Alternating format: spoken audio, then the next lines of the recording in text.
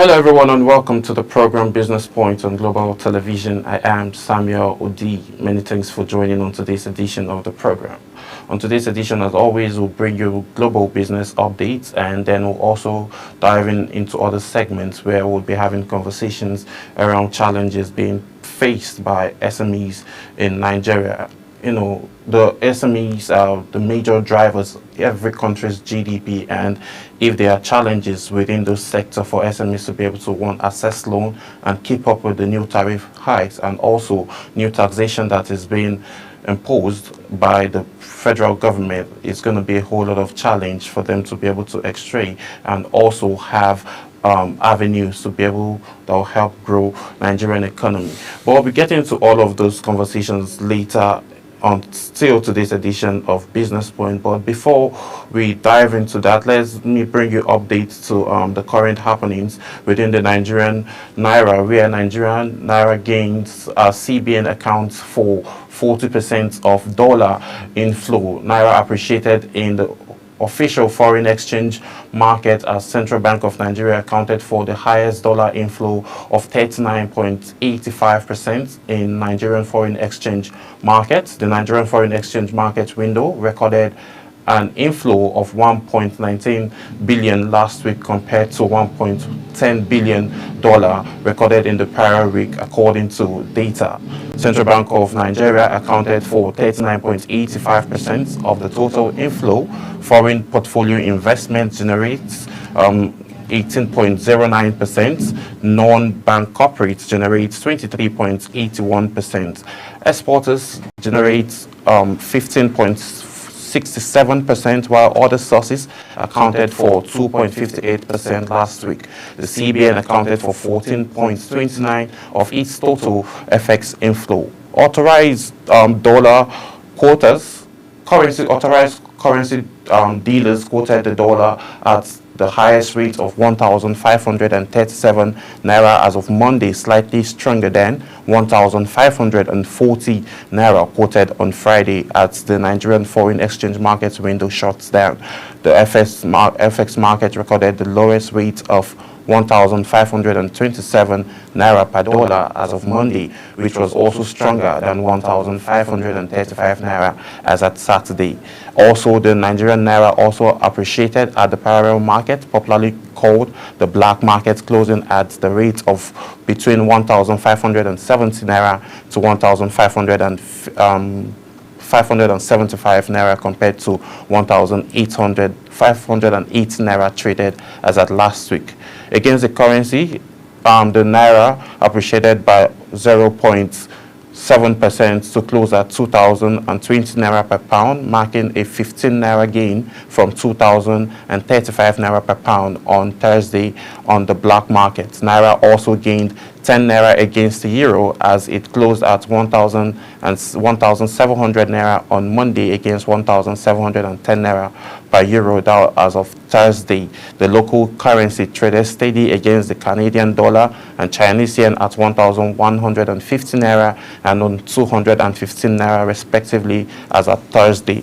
Looking at all of these at the parallel market last week, the naira depreciated by 0.32%, closing at 1,590 naira per dollar. So we saw all of these as of March 21st. According to data, we saw that the naira also depreciated, and as we stand now currently, according to data from the Central Bank of Nigeria, foreign reserve decreased by 0.06% week on week, closing at $38.35 billion as of March 21st, 2025, turning to the Chinese yen. According to data from the CBN, the Central Bank of Nigeria, and the naira lost minus 1.12% to close at 212 naira as of last week. So looking at all of this now, the Nigerian stock exchange market is also on a bullish trend, just like the naira. We saw the Naira share index started its week on a bullish trend yesterday as Nigerian stock exchange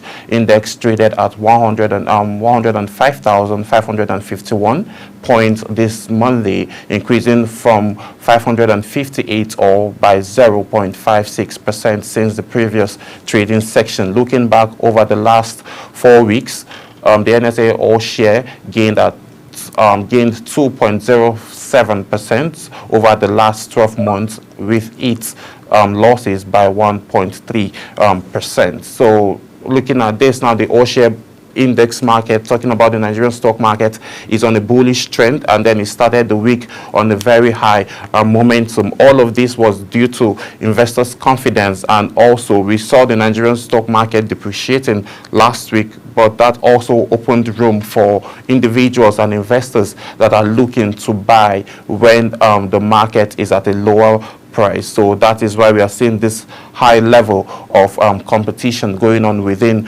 the Nigerian all-share index, and then we are seeing a bullish trend for investors that we are able to invest. As of last week, we saw the level of investor momentum that we saw, and then all of that is driving to the bullish trend that we are witnessing within the Nigerian all-share index. The trade war going on between the oil sector is still up, and then the Crude for Naira initiative still are still in talks. The federal government is still in talks with the NNPC and Dangote Refinery on how to actualize and continue the projection of having Naira for crude initiative continuing. So we'll be looking at all of those angles of the conversation quickly after this break. Do stay with us.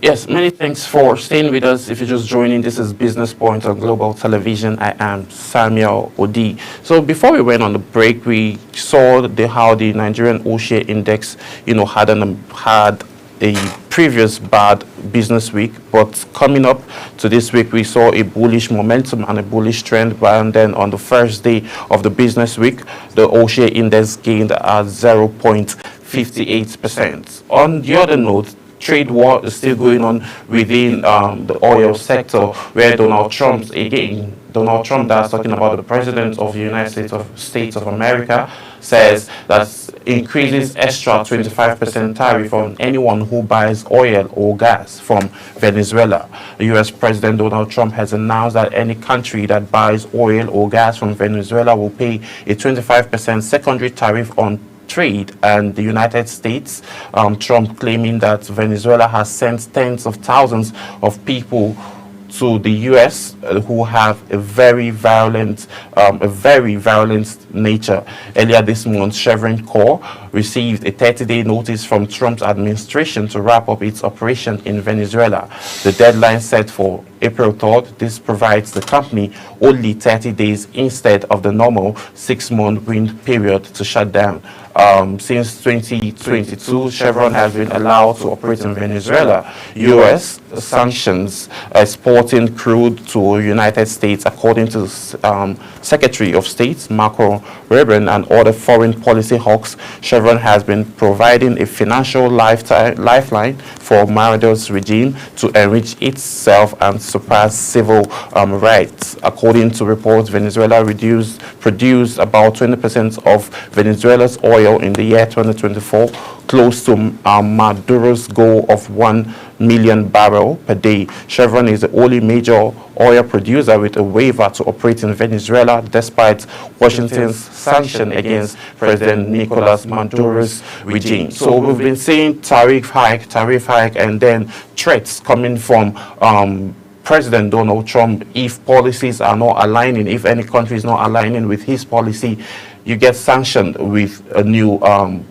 tariff hike, and that has been a massive concern. Currently, looking at it now, the crude is being sold currently for around 68 to around 73 dollar per a barrel in the international markets. And all of this now is also attributing to the fact that Nigeria, there's still a trade war going on where Dangote refineries have suspended selling crude for Naira and petrol for Naira and then resumed trade with dollar. So all of this sense now, all of this issues coming up within the oil sector is boiling down and affecting the SMEs. On that note, we'll be having conversation on the challenges that is being faced by the SMEs in Nigeria and how to address all of these concerns. So I'm not be doing the talking alone today. I have someone here in the studio with me who is the founder and CEO of Tease Nigeria. His name is Emeka Roberts. Mr. Emeka, good morning. Thank you so much for joining us on Business Point. Thank you, Mr. Samuel. Thank you for having me. Yes. So, there are lots of challenges going on. Tariff hike. Basically, we still have the tax reform policies that's still ongoing, and also we know the MPR rate is at 27.5%. So now I want to ask you, aside all of this, what are the other challenges that is being faced by SMEs, small and medium enterprises in Nigeria? Okay, thank you very much, Sam. It's a privilege to be here. Yeah. Thank you for having me. Yes. Well, for me, I think that there's a cacophony of problems facing small businesses, small and medium scale business in Nigeria. Ranging from access to credit to double taxation. Various agencies of governments sees these small businesses as a cash cow for them. As far as I am concerned, this government is doing very well, or successive governments are doing well, but there is a lot to do. They have to show commitment, they have to show willingness to support small-scale businesses to thrive in this nation. Like you rightly said, small-scale businesses all over the world has proven to be the engine room of any economy. Yes. So government, especially government of Nigeria, should show commitment, should show willingness to support this organization, to support these small organizations to thrive. So when you talk about tariff hike, electricity tariff, for instance, in my office, in my business place, we usually spend like 20,000 naira a month for power. But today we spend that same amount for a week. So imagine the impact on the business. Yes. The issues of tariff import duties. Most of our teas coming in from all over the world, we pay higher today.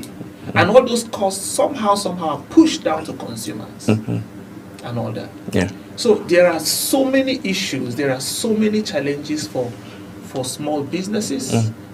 The truth is that no government can actually do without these small businesses. Okay. Because if all of us are seeking employment, you find out that you may, at the end of the day, government will not have capacity to assimilate everybody. Or provide employment for everybody. Yes. So, but for some of us who have taken the bull by the horn, try to support what the government is doing in terms of employment generation, we deserve to be supported at some point. Okay, looking at it now, you rightly mentioned about access to loans, and currently the MPR committee have had meetings about 6 times. That was last year, and then every time they have a meeting, they tend to increase it or tighten the monetary policy. And then this year they had a meeting in the monetary committee team had a meeting in January, and then still they maintained the same level. And then still in January, we saw the inflation go rebased to 2010, and then now we have the consumer price index to, cushioned down a bit. So are you having a positive impact of this current rebasing of the economy on, approaches of, getting goods and services into the country?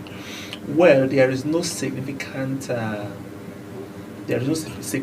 impact on all this. I think that there's a diversion or divergence from what is on paper And the current reality. Yes. Do you understand? It is getting increasingly difficult to bring in these goods, and the tariffs are getting higher and higher and higher every day. Reality. Okay, looking at this now from this angle, what can the government do better now to be able to push out this massive effects? Because if SMEs and, entrepreneurs can't open shop, is also going to have a negative ripple effect on the economy. So what policies do you think now the government needs to, create that would help, soften or give entrepreneurs a soft landing when it comes to taking loans and having them open shop in Nigeria? Okay, I think number one is the issue of taxation. Okay. Government is on the right track, trying to harmonize. Yes, just like having lower those making less than 100 million in a year pay lesser tax. Yes, those having higher. We need to, know on the face value who and what tax we are paying. Okay. Because, for instance, in AMAC, for instance. This group comes today and say, we are so people, you have to pay us. Yes. The other people come another day and say, we are so you have to pay. Another people brings their paper, you have to pay. All these things needs to be harmonized. And we know, okay, in a year, we're making a projection that for AMAC, this is the amount you are paying. For FCT, IRS, this is the amount you are paying, and all that. Do you understand? Yes. The tax system in Nigeria needs urgent harmonization. That's number one. Okay. Then number two is the issue of tariffs. Okay. I understand the challenges they are facing, but I want to still appeal to them to look at this electricity, because what about the phone call telecom tariffs? No. That's another area. That's another area. But power. Yes. Power is at the core of businesses. Power is at the core of businesses. So I want to still appeal to them to take a second look at the hike in electricity tariff in Nigeria, especially when it comes to businesses. Especially when it comes to small businesses. Yes. What can we do for this small business for them to pay something a little lower? Because when you are putting all this load on them, I have to be very candid with you. I've considered moving my business out of this country. Because of many of these frustrations. Do you understand? Yes. But the government needs to look at this very well and say, how can we help this small business to stay in business? You may feel it doesn't matter when one person leaves, another person leaves. Before you know it, it's crumbling it's having impact on the entire economy. On the long run now, how can you say this is going to affect investors now, based on the fact that individuals looking to, maybe those in the diaspora, looking to come back home and want to start up a business? Do you think this is going to have a negative effect in line with them wanting to come back based on the tariffs challenges that we have? Definitely. People in the diaspora who will do their due diligence concerning the Nigerian market will understand that there are many challenges to contend with. So if they have the opportunity to start the business wherever they are, I think they would consider that favorably more than coming home to do business in Nigeria. You understand what I'm saying? Yes. So I think that the government needs to create tangible, appealing situations in Nigerian business environment, especially to nurture, because small business needs to be nurtured. Yes. It needs to be nurtured. You don't just leave them there on their own. If they survive, fine. If they don't survive, fine. Do you understand? You need to nurture them. You have to roll out policies that will nurture these businesses. Give them incentives. You go ahead, tax as much as you want. Big businesses, established businesses, but not just small businesses. Help them become strong so that they can pay heavier taxes tomorrow. Okay, let's look at this angle. Talking about the tax reform bills now, do you think it's going to be favorable for SMEs based on the current reality that has been said that any company doing below 100 million would be paying less of tax? Do you think it's going to, help boost entrepreneurs? Yes, it will. Tax harmonization. In fact, I have studied that bill to an extent. Yes. I believe if well implemented to letter, Yes. it will impact positively on small businesses. All over the world, that's the way it is. Okay. When you have bigger, you are taxed more. When you have smaller, Your tax. you are taxed lesser. Yes. Do you Okay. understand? Yes. Let's have conversation around your organization, Tease Nigeria. So, what is the majors now around Tease Nigeria? That vision was born in sometime in August 2021 as a result of the pandemic. Okay. Yeah, I am still in the business of distribution of teas. Okay. So the pandemic presented a challenge for us. How do we reach our people in the hinterlands who needs some of these teas? Because most times we can't be present everywhere across the nation. So we decided to establish an e-commerce based business that will reach people in the hinterlands. Yes. Everywhere in Nigeria. Okay. So the essence of Teas.ng is to stock all kinds of teas from all over the world, make it available for our customers here in Nigeria, and make sure that they receive those teas at their doorstep.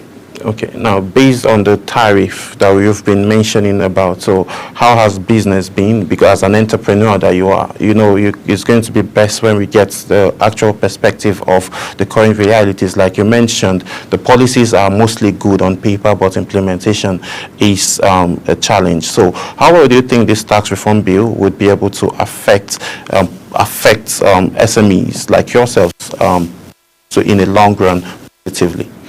Well, like I said earlier, when we know who and what we are paying upfront, to be able to make projections and say, okay, when we are making monthly or yearly budgets, okay, this is how much we'll be paying to AMAC this year, this is how much we're going to be paying for this year.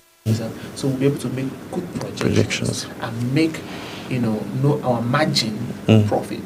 The biggest problem, one of the biggest problems we have in a small,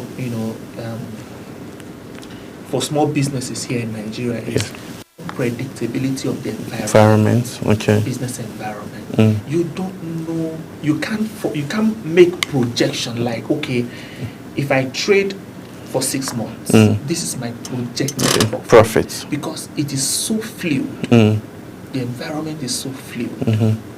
Do you understand what I'm saying? Yes, yes. So it's difficult to plan. So tax reform will help us to plan, to be able to plan and make good projections for business. All right. Sadly, this is how much time will permit us to take on today's edition of the program. I want to say a very thank you to Mr. Emeka Roberts, founder, CEO, Tease Nigeria. Thank you for joining us on today's edition. Thank you very much for having me, Sam. Yes, and this is how much time will permit us to take on today's edition. But before we wrap up and draw the curtain for today, let's do a little bit icing on the cake, as Bitcoin is set to hit 88, has gotten to 88,000 US dollars per coin, and we've seen a significant increase. And also Bitcoin is well positioned now to recapture its $92,000 level, although it remains heavily dependent on overall macroeconomic conditions. Macroeconomic conditions still boils on to all of the tariff hikes that is being slammed by President Donald Trump on a whole lot of businesses and individuals and also countries. So these have been one of the major challenges being faced by the cryptocurrency world, business individuals, and even countries that are looking to buy oil from the countries that are not in good times currently with President Donald Trump. And this is how much time would permit us to take on today's edition of the program. My name is Samuel Odi, and I want to say a very big thank you to the entire production team and my guest again, Mr. Emeka Roberts, founder, CEO, Tease Nigeria. Thank you so much for joining on today's edition of the program.